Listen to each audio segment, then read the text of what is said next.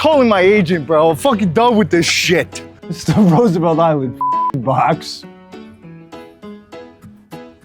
It's a 2-mile strip in the middle of the East River.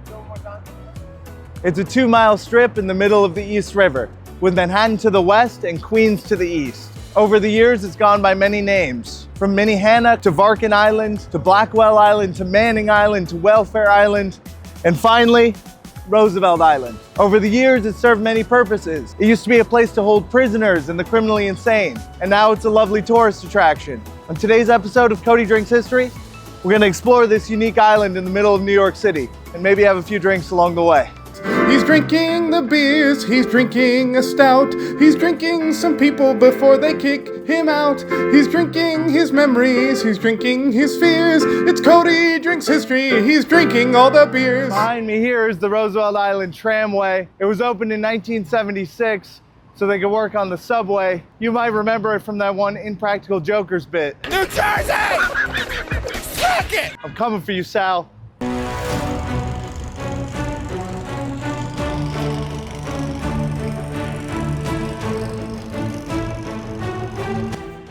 Next train, 10 minutes. Didn't they know I was coming? Next time we're gonna take the train.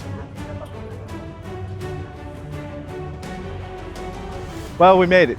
Roosevelt Island. So it was first visited by the Lenape, who visited the island a lot, but there wasn't any permanent settlements because of the lack of fresh water. Then in 1637, some Dutch guy who worked for the West India Trading Company bought it, supposedly, from the Native Americans in 1637. He set up a farm on the island, and they started farming hogs. So they started calling it Varkin Island, which I guess roughly translates to hog in Dutch. After that, there was changed hands a few times, some weird leasing stuff, and then, oh, please. History of Roosevelt Island. Yeah. And Nellie Bly writing the stories. And then this is true too, Damnation Island. Oh, perfect. Yeah, absolutely. I'm Ellen. Hi, Ellen. I work here at the Roosevelt Island Historical Society Visitor Center. How this got here.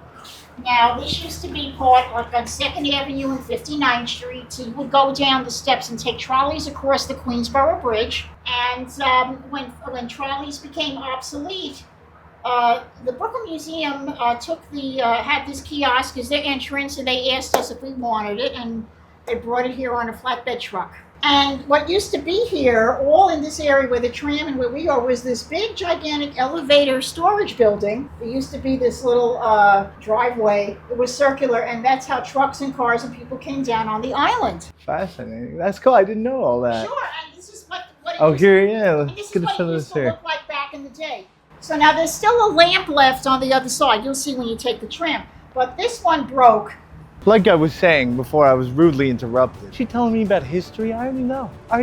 In 1637, this guy who worked for the West India Trading Company, he bought the island in 1637. He comes to Roosevelt Island and he's like, oh, this shit's pretty cool. I'm gonna stay here. But then bam, Third Anglo-Dutch War. The Dutch come back. They take over the island. They capture John. And John's like, oh shit. And so you know what they make John do? They make him live in exile on the island. He was just chilling. There used to be a mansion on the southern tip of the island that he lived in. And after the Dutch left, like it got retaken by the British, he didn't leave. He was just chilling on the island for like the rest of his life. And apparently he used to have like guests and he used to serve like rum punch to people. Hilarious. Speaking of rum punch, let's get a drink. Dude, I think we should just scrap this episode. There's like only one place to drink on this whole island. Oh, dude, this sucks. Been walking for like 5 minutes. Still haven't found a bar. Excuse me, do you live over here? Fucking degenerate.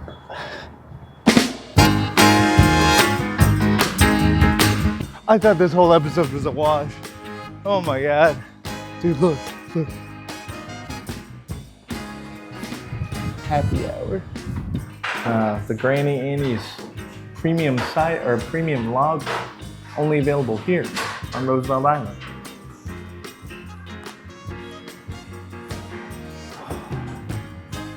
That's where you've been. Dude, I think we went a little too hard in there. I mean, why did we do that? I should have stopped after the fourth one. You got the carbonara. It's hot out. The second burger really got me. It was good though. It's good. Highly recommended.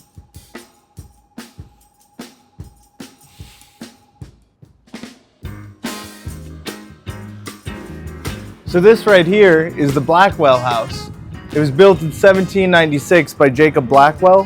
He's the great-great-grandson of this guy, Robert Blackwell, who took over the island after John Manning. Pretty cool. I mean, it's one of the oldest buildings in New York. Not so bad. See if anybody's home. Nah, it's locked. Behind me here is the Graduate Hotel, which used to be home to the coolest bar in New York. It was called the Panorama Room. It was way up at the top, and you got to see the most amazing view ever, but it closed. Thanks, Mom Donnie.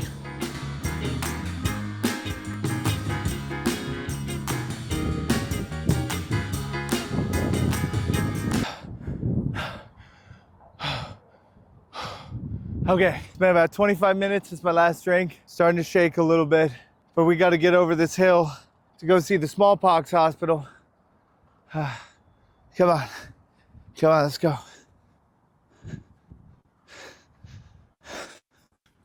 All right, so we're here at the very southern tip of Roosevelt Island, and right here behind me, this creepy ass building, this is the Renwick Smallpox Hospital. So this was initially opened in 1856, and although smallpox wasn't that common at the time, a lot of immigrants coming to the United States were sent here to be quarantined.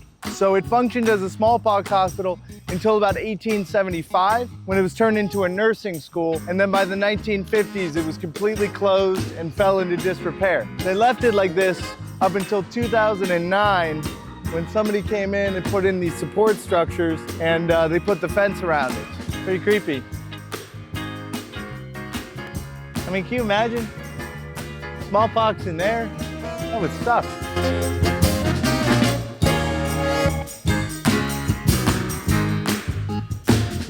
Well, we finally made it. At the very north tip of the island, the very south tip of the island, we got this big old head of FDR, the namesake of Roosevelt Island. So it wasn't changed to Roosevelt Island until 1973. Before that, it was called Welfare Island. But FDR, pretty cool guy. He was the president during World War II, the Great Depression, the only president to ever serve 3 consecutive terms, and he had polio. So they say. So we've been on this island for God knows how long, and there's only one bar. But here at Cody Drinks History, we know how to improvise. The liquor store. Let's go.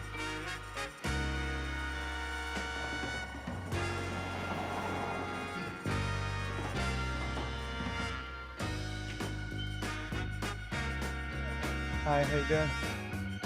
You know, history is thirsty work.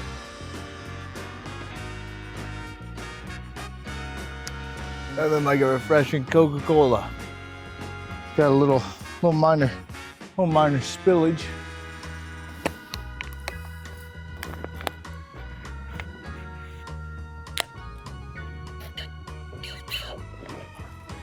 Oh. Yeah.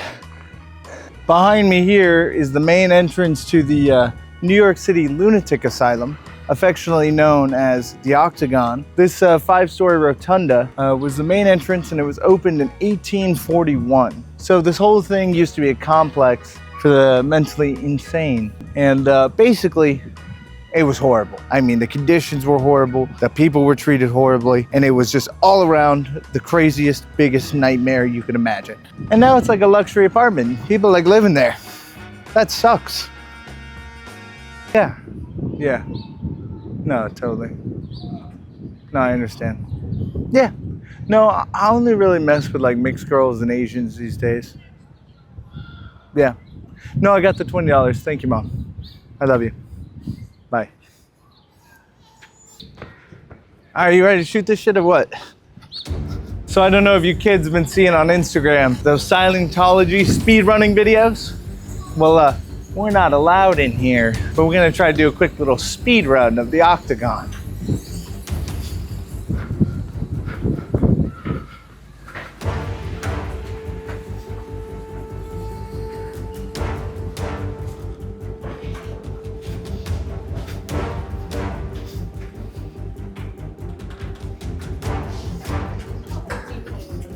You guys can wait for the rest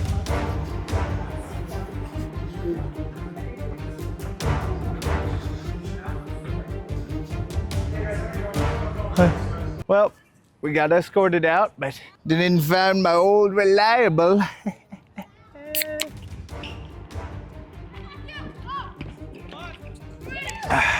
You can't kick me out. I kick myself out. Okay, explain to me what we're doing out here. It doesn't look like we're anywhere. We're literally in the middle of nowhere. There's a cage full of cats. There's a fucking pigeon that won't go away. There's multiple geese just hanging around despite me abusing them. And look, there's just a pile of wood chips. Look, get the shot of that. Oh, get a shot of that. All right, now pan it back to me. Now anyway, what the hell am I even doing out here? I mean, really, what are they sending me out here for? They say, Cody, we're gonna do an episode of Roosevelt Island. This is what they wanted? Fucking cats in a box? I mean, this is fucking bullshit. I hate my job. I hate this. Go grab a goose. I told you I'm fundamentally opposed to grabbing geese. Oh, a little box. Let's go see what's in the box. What's in the box? What's in the box? It looks like we've come upon some sort of hobo encampment. I got some cardboard on the ground. Looks to be a latex glove over here. Coffee cup, condom. Oh man, this is you know what this is? This is a f***ing box. It's the Roosevelt Island box. Okay, we're here on Roosevelt Island at the tip at the Nellie Bly Memorial here in New York City for today's Alcoholic of the Week, Miss Nellie Bly. Now, Nellie wasn't an alcoholic per se, but she pretended to be one pretty good. So she was a journalist, and she saw all the mistreatment going on right over there at the Octagon at the New York City Lunatic Asylum. She snuck in. Now back then, a lot of women who were immigrants that didn't know English that well, they were down on their luck, or maybe they just like boozing a little bit too much. They were thrown into these lunatic asylums and forgotten about. So Nellie, she goes into a poorhouse in New York City and pretends to be crazy. Within a day, they ship her off to the New York City Lunatic Asylum. She's admitted. There, she speaks to patients. She sees, she's taking notes of all the mistreatment. The place is overcrowded, it's disgusting.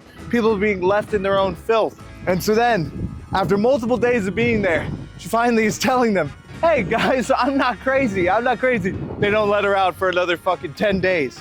She wrote this book. It's called 10 Days in a Madhouse. Came out on October 9th, 1887. An immediate hit. It blew up all over New York. It blew up all across America. Nellie Bly was only 23 years old at the time. Once the article came out, the city started looking into the New York City Lunatic Asylum. They started making reforms. They moved women to other islands nearby, making more space. People were checking in. She helped these women who nobody was looking after. And she did it, pretending to be an alcoholic. So, Nellie, to all the other ladies that like to booze a little too much, this is for you.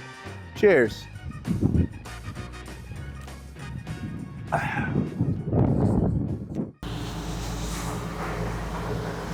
Yo, you just made an Italian couple get in a fight, bro.